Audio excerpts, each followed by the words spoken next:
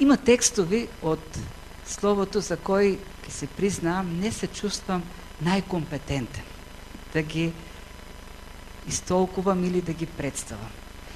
Не станува збор за некакво недоволно теолошка подготовка, може повеќе причината, со сигурност повеќе причината е неможноста да го искусиме она што апостол Петар го има во предвид. Апостол Петар пишува на луѓе кои живеат во средина, во општество кое е непријателско кон христијанството, пишува на луѓе чии што имоти биле ограбени заради тоа што веруваат, пишува на луѓе кои биле во затвори заради верата, луѓе кои загубиле ближни заради верата, луѓе кои биле затварани. И ние, треба да се признаеме, не сме почувствувале што значи да се сведочи на луѓе кои отворено манифестирале непријателство заради нашата вера. Никој од нас не загубил работа заради верата, никој од нас не бил в затвор заради верата и може би некој пастор од Кенија кој поминува години во затвор заради верата, со поголема длабочина би го пренел значењето на овој текст. Зашто сепак треба да сватиме дека апостол Петар пишува до луѓе кои се гонети заради верата и ги мотивира да им сведочат, да се молат, да живеат за спасението на своите гонители. Не сме го искусили тоа. Може би ако бевме христијани од Кенија, за кои посетата на богослужба значи закана за животот, ќе можеме појасно да го разбереме овој текст. Не знам, се запознаени, верувам, пред неколку дена, пред една седмица, може повеќе, 150 студенти во Кенија беа убиени, христијани, беа обезглавени во еден факултет. Блиските на тие луѓе, според овој текст, треба да сведочат за спасението во Христос на екзекуторите. Тоа е идејата на овој текст. Во секој случај, и ние живееме во општество кое на еден или друг начин непријателски гледа кон христијанството. Посебно, мајке го пред православниот контекст, малку со скепца, со недоверба се гледа на евангелското општество во Македонија. А генерално земено, светот денес на христијанството не гледа како на решение на проблемот, туку се повеќе се они кои гледат на христијанство како на проблем. Антитеистите, како Докинс, например, ги обвинуваат христијаните како причинители на проблемите. Тие се оние кои водат кон нетолерантност, кон нетрпеливост, кон осуда на некои категории луѓе, и токму поради христијаните ние имаме, воопшто верниците, имаме проблем во светот. И живееме во таква средина. Оној христијанско-јудејски консензус кој постоеше на Запад со векови испарува с него. Така да денес се соочуваме со луѓе кои со недоверба гледаат на христијанството. Посебно, пак ќе кажам, во овој наш православен контекст. Ако не си православен, може би не си вистинскиот македонец. Така некои гледаат кон евангелизмот, кон евангелското христијанство, кон оваа тело на христијанството. И имајќи го предети ваквиот контекст, сведочењето, представувањето на Евангелието, откривањето на себе си како христијани, како верници, носи притисок. Помислете дека може да бидеме отфрлени, помислете дека може некој да се конфронтира со нас заради верата.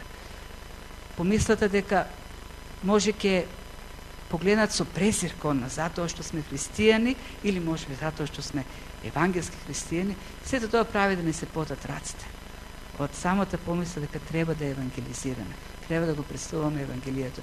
Не знам дали вие го доживувате тоа, но јас го доживувам. Посебно кога се работи за непознати луѓе. Кога Бог ми дава можност да сведочам, отворено ми дава можност, ми отвара врата пред некого да му кажам за верата во Христос. Сите тие работи кои поминуваат низ глава прават да се соде мачнината внатре. Доаѓа стравот од сведочењето. Апостол Петар овој текст вели: не зависи од тоа во какво општество живееме. Не зависи од дали сме гонети заради верата, дали сме затварани, дали сме убивани или пак сме само исмевани, треба да сведочиме. Треба да говориме за спасението. И идејата на апостол Петар во овој текст е дека недоброто сведоштво за Бог е преку доброто поведение, добрите дела, преку јасното представување на Евангелието со зборови, а во сето тоа треба да присуствува Христос во нашите срца. Длабоко во нас треба да негуваме страхопочит кон Исус Христос, зашто тој лежи во основата на нашето сведоштво. Тоа е основната идеја. Ако можеме со една реченица да го представиме овој текст од 13 до 17 стих, е ова: најдоброто сведоштво во непријателскиот свет доаѓа од доброто поведение, во кроткото говорење, целосно почитувајќи го Христос. Издигајќи го Христос над се. Страхопочита кон Христос да не води во се. Страхопочит која покрива секаков друг страв. Секаква друга несигурност. Текстот веќе го прочитавме и ако малку навлеземе подлабоко, дури едно површно разгледување, може да ни открие раздвојување на два света и поведение во тие два света. Имаме поведение на непријателскиот свет, кој се карактеризира пред се со зло, неправда. Може да видите, нели, јасно тоа е представено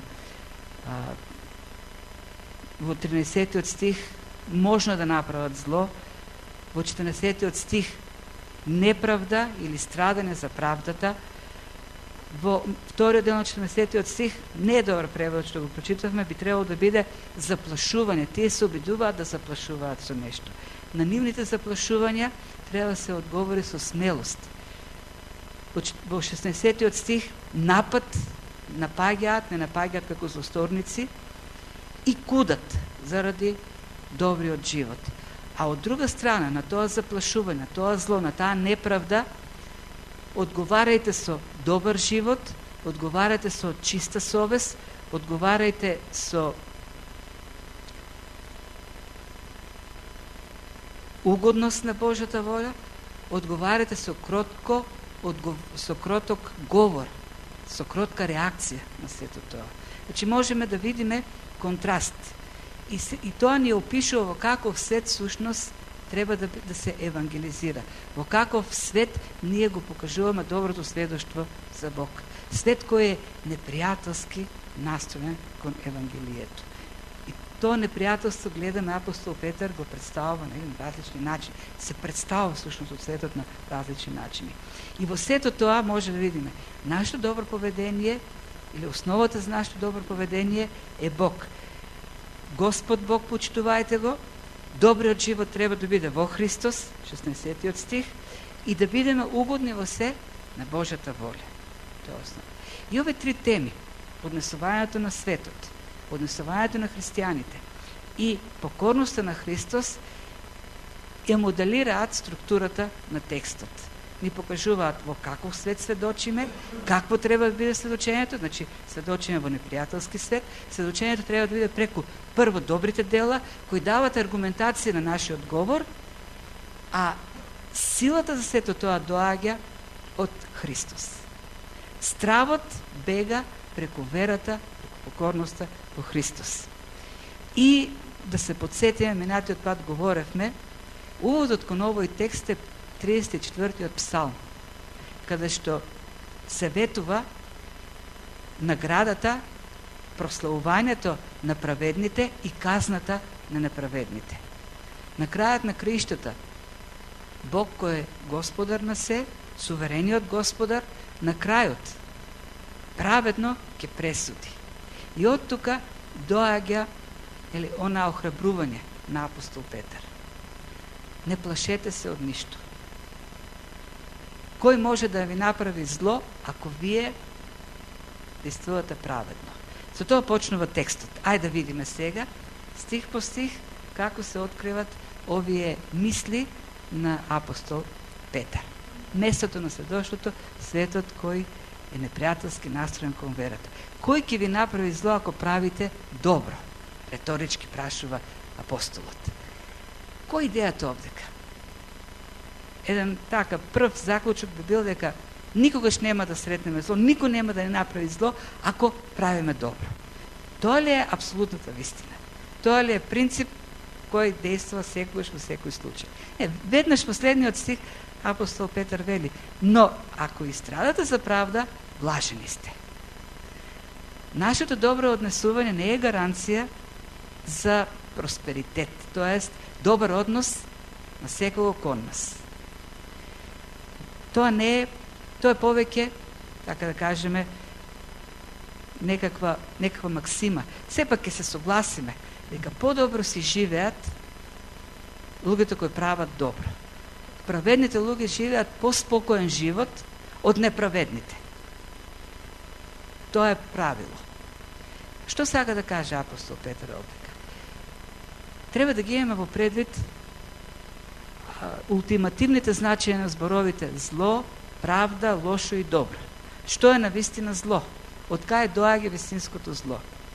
Господ Исус Христос, сеќавате, ги предупреди учениците: не плашете се од оние кои можат да му наштетат, да го убијат вашето тело. Но плашете се од кого? Од оние кои можат и телото, од оној, се извинувам, оној, зашто само еден може, и телото, и душата, да го погуби, да ги погуби во пеколот. Тоа е опасноста, или апостол Петар. Ако сте праведни, ако живеете праведно оправдани во Христос, вие нема да се соочите со зло, со вистинското зло. Вашето тело и вашата душа нема да бидат убиени во пеколот. Тоа е гаранцијата. Треба да му мислат, да се плашат од злото оние кои вршат зло, зашто тие ќе се соочат со вистинската загуба. Нив ќе ги снајде вистинско зло. Тие се тие крајни, во крајна мера, значењата на зборовите добро и зло, правда и неправда. Ако имаме чиста совест, ќе видиме чистата совест е клучна исто така во овој текст, можеби ќе дојде моментот кога луѓето во светот ќе се застрамат за нивното неправедно однесување кон нас. Но во крајна мера, кога ќе дојде Христовиот суд, Божиот суд, тогаш ќе има прославување и засрамување. Вистинското прославување и вистинското засрамување. Нема да се посрамиме, нема да, апостол Петар го вети тоа што е во втората глава, оние кои градат на каменот Исус Христос, на живиот камен, нема да се посрамат никогаш. Гледаме како таа сигурност преку целото време се ткае низ ова втора и трета глава. Како тугинци придојдени, кои имаат вистинско жителство во Божето царство на небото, имаме сигурност во спасението и нема да искусиме зло. Ако живееме во правда, никој не може да ни нанесе зло. Дури ни самиот Бог нема да ни нанесе зло, она крајно ултимативно зло. Сега, бидејќи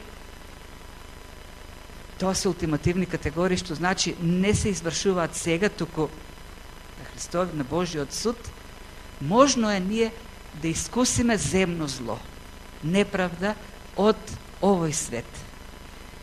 Може да се соочиме со страдање и треба да очекуваме. Оваа фраза овдека, ако и страдате, би можело да се преведе и кога и ќе страдате. Што таа ситуација со сигурност ќе дојде. Дури нема потреба да ги предизвикуваме луѓето во светот. Нашиот живот во Христос, самата манифестација на праведноста е доволна провокација за луѓето во светот да ја почувствуват нечистата совест, да се почувствуват предизвикани од нас и да реагираат непријателски. И во таквите ситуации, вели апостол Петар, кога вашето добро поведение, не лошото поведение, ние ќе видим, ако страдате заради правда сте блажени, не ако страдате заради вашите лоши дела, заради вашиот криминал. Кога страдате заради правда, кога заради правда ви нанесуваат зло, тогаш сте блажени. Зборот блажени, специфичен збор, макариос, значи пријатни чувства, да ти е убаво. Никој не може да се чувства убаво, никој нема пријатни чувства кога е презиран, кога кон него се постапува неправедно, или кога е гонет. Идејата е дека доаѓа радост, дејќи нашето страдање, неправдата која ни се нанесува, е заради Христос, заради нашиот живот во Христос. И тука можеме да видиме едно ехо на зборовите на Господ Исус Христос од проповедта на планината, каде што вели на учениците и слушателите: блажени сте вие кога ќе ве срамат и прогонуваат и кога лажно ќе говорат против вас секакви лоши зборови заради мене. И тука тоа заради правдата, што го вели апостол Петар, што го пишува, всушност, ако сакаме да го кажеме со Христовите зборови, е заради Христос. Кога страдате заради Христос, сте блажени. Радувајте се и веселете се, зашто голема е вашата награда на небесата. Така ги гоне и пророците што беа пред вас. Зошто е голема? Зошто треба да се радуваме? Зашто нашето страдање е заради правда. Зашто нашето страдање не е казна, туку е благослов. Нашето страдање има награда. И одовде доаѓа блаженството. И може да ги споредиме зборовите блаженство и радост. И всушност контекстот на овој текст во Матеја е блаженството. Блажени сте, или пишни се во првите 8-9 стиха, и потоа продолжува на крајот радоста од тие блаженства кои доаѓа заради Христос. Христос се соочи со страдањата во непријателски свет, зашто светот е општеството кој е непријателски настроено кон Христос. И ако светот беше непријателски настроен кон Христос, светот нема да биде добронамерен кон следбениците на Христос, кон Христовите. Ако Христос го гонеа, во други зборови, и вас ке ве гонат. Но во тој непријателски свет, вели апостол Петар, однесувајте се добро, за да на крајот и тој свет ја види различноста, разбере дека вие не сте припадници на овој свет и побара спасение во Божјото царство. Тоа е целата идеја. Се што правите, идејата на апостол Петар, се што правите, доброто поведение кон властите, доброто поведение кон господарите, кон авторитетите воопшто, добриот живот во семејството, сето тоа да послужи како сведоштво за луѓето во светот во кој ќе биде прославен Бог на крајот. Тоест, сето тоа треба да доведе за спасение на луѓето во светот. Тоа е нашата одговорност. Ние сме патниците во овој свет, чија основна одговорност е добро сведоштво за Бог во кој луѓето ќе го прослават на крајот. Значи, територијата е, ние сме патешественици, пилигрими, кои живеат привремено, како тугинци, во непријателски свет. И во тој непријателски свет, покажувајте го доброто поведение. Сведочењето вклучува добро поведение. Ги видовме веќе сите тие заповеди. Да се прави добро, да се покажува праведност, да се има чиста совест, добар живот, да бидеме угодни на Божјата воља. Христијаните треба да се стремат кон добри дела. Посебно пред оние кои не веруваат, за да биде прославено името на Христос. И извоев чистата совест. Многу важно. Чистата совест е како кулминација, има некаков хилјазам овдека. Има кулминација во тој текст. Чистата совест е како кулминацијата. Без чиста совест ние не можеме нема да може да имаме добро сведочење. Што значи тоа? Чистата совест, кој не е совршениот водач, зашто и совеста знае да се корумпира, но ако ја остриме преку Словото, обштението со Бог, таа ќе се коригира постојано преку Словото.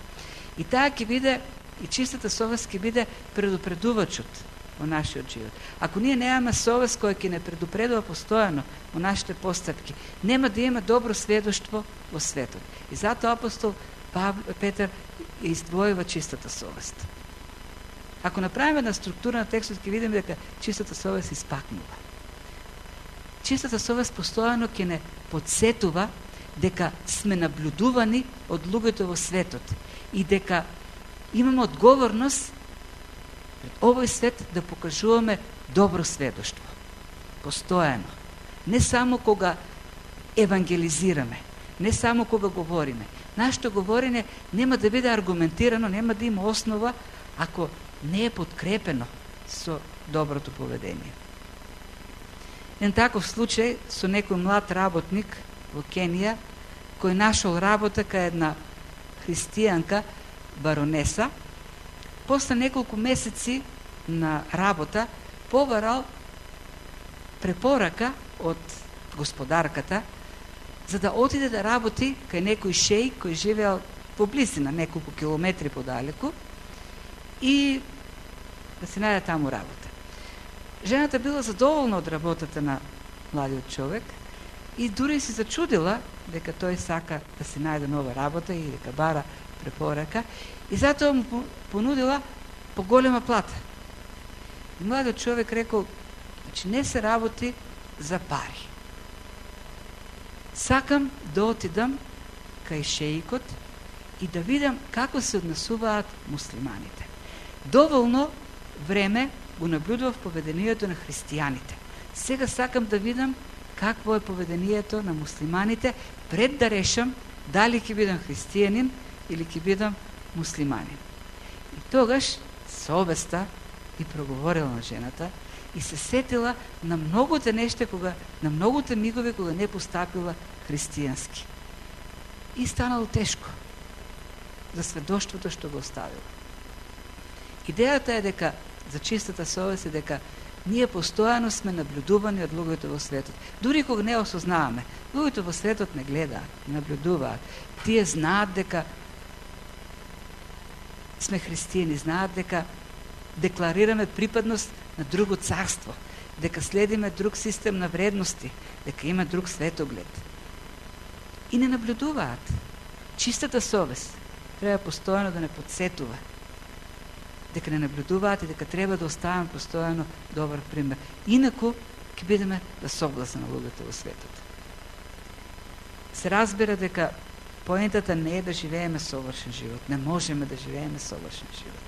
Поентата е дека треба да го имаме богогодниот карактер во грешката, да се покаеме, да побараме извинување, да бараме корекција, да бараме прошка на оној што сме сгрешиле.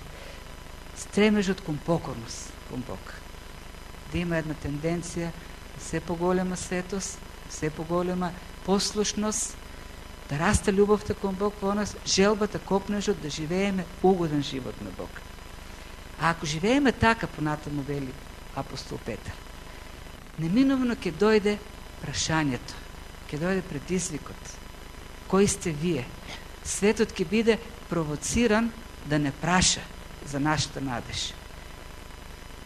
И бидете секогаш подготвени со страхопочит, со кротост и страхопочит, за одговор на секој кој од вас ќе побара сметка за вашата надеж.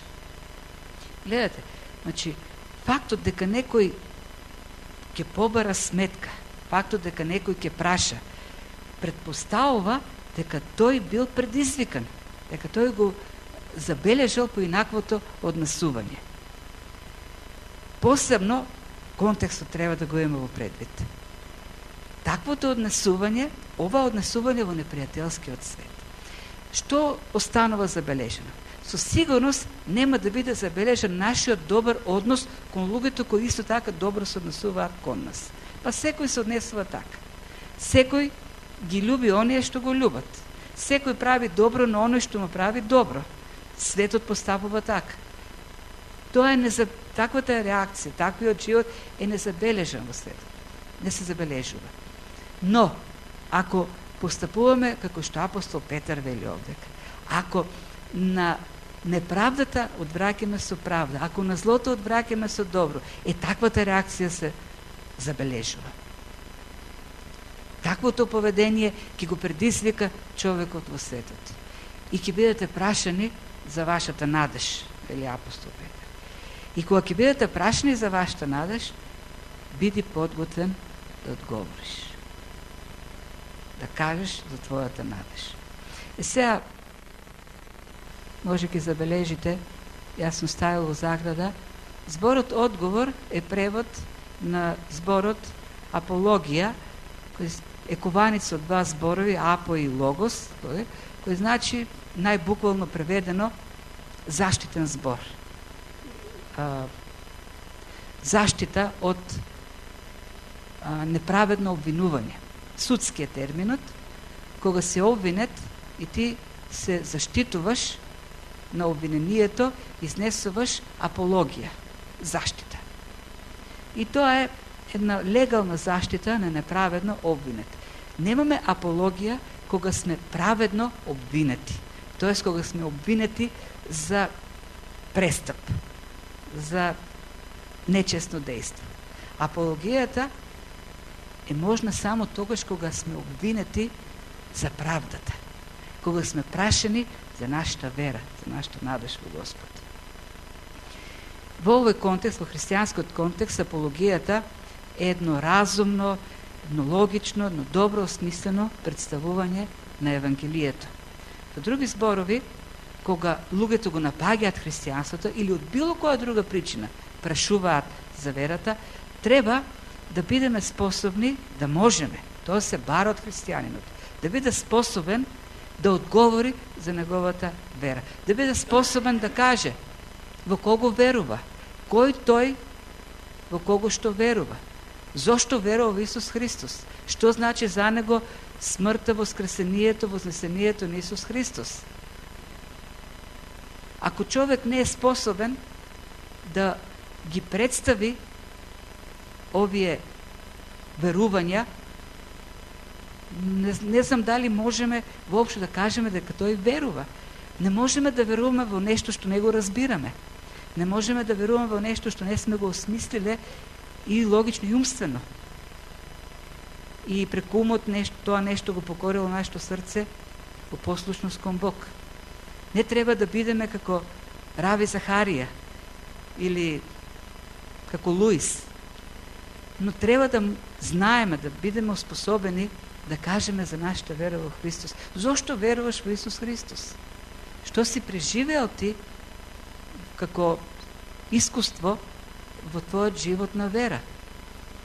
Но сето тоа ќе има ефект, вели апостол Петар, ако е подкрепено на едно добро сведоштво во животот, преку поведението.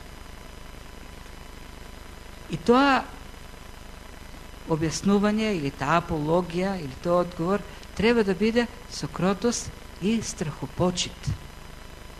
Што значи тоа со кротост и со страхопочит? Многу пати во нашите аргументирања, во нашите дискусии со луѓето за верата, некако како цел станува добивањето на спорот, победата во тој спор. А при тоа се губи од предвид добивањето на соговорникот за Христос, спасението на соговорникот. И така многу пати се случува со добрите аргументи да го добиеме спорот, но да го загубиме човекот. Затоа вели, вашето аргументирање, вашиот одговор, вашата апологија да биде кажа на кроток начин и со страхопочит кон Бог. Страхопочита е кон Бог. Кроткоста што значи? Значи оттргнување на тој надмен однос во кој ние покажуваме, демонстрираме некоја непријатна сила, авторитет. Кротоста не значи отсутство на сила. Кротоста значи контрола на силата, контролирана сила. Мојсей беше дарен од Господ со голема сила. Но кога беше нападнат од сестра му Миријам и од Арон, бидејќи го обвинија за автократство во еврејското општество, и кога Господ и казни со лепра, пишува Мојсей само се помоли за нив, може да употреби сета сила и авторитет што го има, тој се помоли и таму додава текстот дека тој беше најкроткиот човек во светот. Тој може да ја контролира силата за доброто на другиот. Страхопочита не подсетува на тоа, на фактот дека треба повеќе да се плашиме од Бог отколку од човек. Тоест го поставуваме него, ја поставуваме неговата вистина над се друго, над секаков страв. Тоест, сведочиме, одговараме со сознанието дека нашиот живот и нашиот одговор треба да биде во полза на спасението на тој човек. Бидејќи во сето тоа ние сме само служители на Бог за градењето на Божјото царство. И ако ја имаме потребната страхопочит кон Бог, во секој одговор ние ќе действуваме со сознанието дека работиме на придобивањето на душата за Божјото царство, не за задоволување на мојата суета, на моето повредено его во некој спор, во некоја наврада што ни била нанесена, туку сето тоа е на крајот Бог да се прослави. И затоа е потребна страхопочита. Одговорите не служат на нашето его, не служат на нашите похоти. Нашата апологија служи за градењето на Божјото царство, за спасението на човечките души кои треба да го прослават Бог. И тука го имаме повторно, нели? Може да направиме една екзегетска врска со 2 Тимотеј, 2 глава, 24-26 стих. Слугата Господов не треба да влегува во расправи, туку да биде кроток кон сите, способен да поучува и да поднесува зло, да трпи зло, ќе биде навредуван, но тој ќе враќа со кротост и страхопочит. Со кротост да ги превоспитува противниците, за да би можел Бог да им даде покаяние, за да познаат вистината. Поуката, апологијата треба да биде со страхопочит, со кротост, зашто на таков начин Бог ќе ги доведе до покаяние и да се ослободат од мрежата на ѓаволот кој ги улови лживи, за да исполнуваат неговата воља. И тука веќе доаѓа целата јаснотија врз духовната војна. Се води духовна војна всушност. И ние не би требало да бидеме повредени од реакцијата на човекот, зашто тој е фатен во мрежата на лукавиот. Туку со едно разумно, кротко говорење и со тивка молитва кон Бог, ние работиме на придобивање на душата за Бог. Тоа е нашата цел. И последниот дел, силата за сведочењето доаѓа од Господ Исус Христос. Не плашете се од она од што тие се плашат или од она со што ве заплашуваат, и не бојте се, туку Господ Бог почитувајте го во срцата своји. Фразата Господ Бог почитувајте, нели, одека ја потенцирав, зашто е важна и може би вака, со ваков превод, не станува најјасно која е идејата.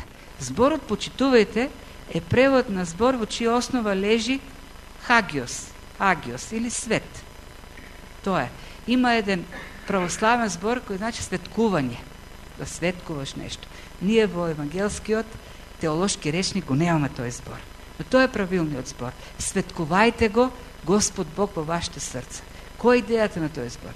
Зборот хагиос или кадош, соодветниот еквивалент на Стариот Завет, значи одделен. Тоа е свет, нели? Одделен. Која е идејата овде? Нели, одделувајте го Господ Бог во вашите срца. Тоест, поставете го над се. Издвоите го Господ Бог над се, за да неговото господство покрие било каков страв и да покрие се друго во вашиот живот, да ја покрие и суетата и се останато. Издвоите го или светкувајте го Господ Бог, поставете го над се, неговото господство. Може би посоодветен превод е страхопочит. Градата страхопочит во вашите срца кон Господ Бог. Ова фраза апостол Петар ја позајмува од Стариот Завет, од еден текст на книгата Пророкот Исаја, кој е запишан во 8 глава, 12-13 стих. Кој е контекстот на овој текст? Ахаз, јудејскиот цар, кој беше заплашен од Израел и Сирија, склучи воен сојуз со Асирија. Тоа не беше угоден на Бог таквиот сојуз. И тогаш Исаја со уште други луѓе се спротивставија на тој сојуз. Рекоа дека не е според Божјата волја.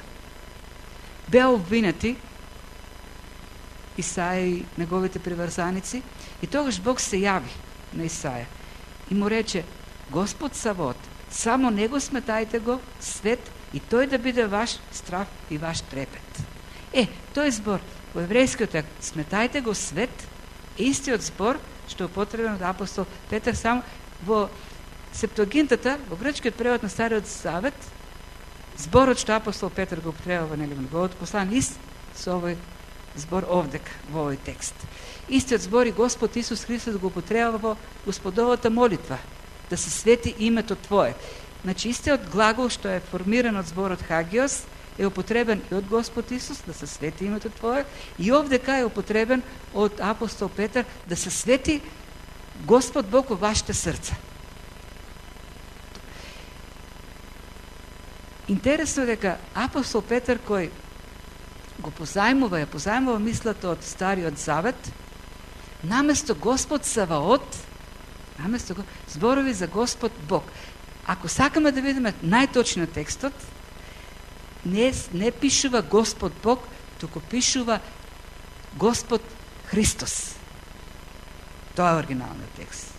И во некои преводи македонски пишува Господ Христос, а во сите англиски преводи пишува Господ Христос. Значи, место Господ Саваот имаме Господ Христос.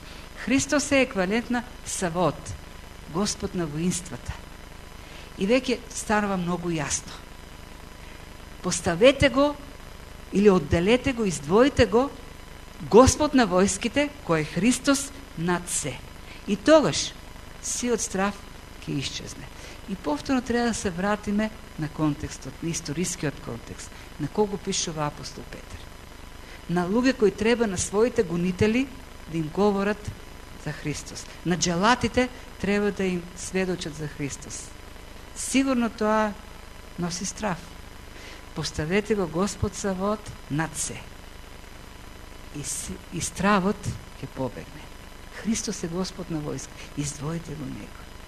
Поставете го над се. Тоа ќе ви даде смелост да сведочите. Ќе застанете пред цареви, ќе сведочите на цареви. Ќе застанете пред духовни водачи, како што прави апостолите во Иерусалим, и сведочија. Апостол Петар го има искуството. Тој требаше да застане пред духовните првенци и цивилните првенци во Иерусалим, кога беа обвинети со Јован, после исцелението на куциот просјак пред храмот, и да сведочат за воскресението на Исус Христос. Требало голема смелост за тоа. Таа смелост нема да имаме ако не го поставиме Господ Савос или Господ Христос над се. Тоа е идејата на овој текст. Тоа ќе ни даде сила да не враќаме на злото, туку во кротост да ги убедуваме за вистината во Бог нашите противници. И на крајот ќе завршам со еден убав пример што ни го дава едно момче, едно дете во основно училиште.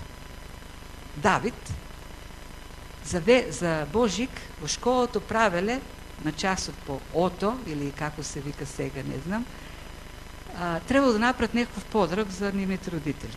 И Давид, кој бил така покрупен од останатите ученици, посилен, решил да направи мала масичка за кафе, за пиење на кафе. Неколку дена ја правил масичката и пред празниците, неколку дена пред празниците била готова и ја стајал некаде во училиште да не ја носи дома, да не ја видат. Кога дошол празникот, отишол да зема масичката и видел дека ја нема. Не требало многу време да разбере кој е украл, кој е дете украл. Разбрал дека некој помало дете е украло масичката. Можел без проблем да го натепа, т.е. да го принуди да ја врати масичката. Бидејќи детето било така, верник, христијанин, взело да прави нова масичка. Напорно работело и точно денот на празникот масичката била готова. Детето ја зел, Давид ја зел масичката и ја однел пред вратата на детето кој украла парата масичка. И кога тоа дете, крадецот, излегло, ја видело масичката, се уплашило, се збунило. И тогаш Давид рекол: еве, ти подарувам една масичка. Детето се збунило, почнало дури да плаче. И од тука почнал разговорот. И не поминале неколку недели, тоа дете се приклучило кон детската група на црквата која била посетувана од Давид. И тоа е примерот за сведоштво во светот. Така се привлекува вниманието. Луѓето ќе разберат дека не припаѓаме на овој свет, како што вели апостол Петар, дека сме тугинци придојдени ако не се однесуваме како овој свет.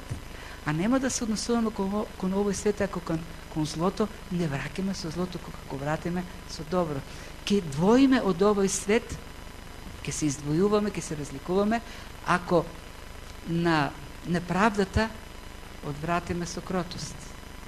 Тогаш луѓето во светот ќе бидат предизвикани да прашаат за нашата надеж. А ние треба да бидеме спремни со кротост и страхопочит кон Господ Савот. Треба да го почитуваме во срцата, да сведочиме. А Бог, кој отвара човечки срци и кој спасува, веруваме дека ќе го гради своето царство. И тоа се прашањата.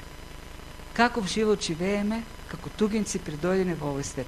Дали навистина сме тугинци придојдени или сме се одомакиниле во овој свет? Какво сведоштво даваме? Спремни ли сме на секое прашање да одговориме со кротост и страхопочит? И кој е Господ Савот во нашиот живот? Овој свет, стравот, егото или Исус Христос?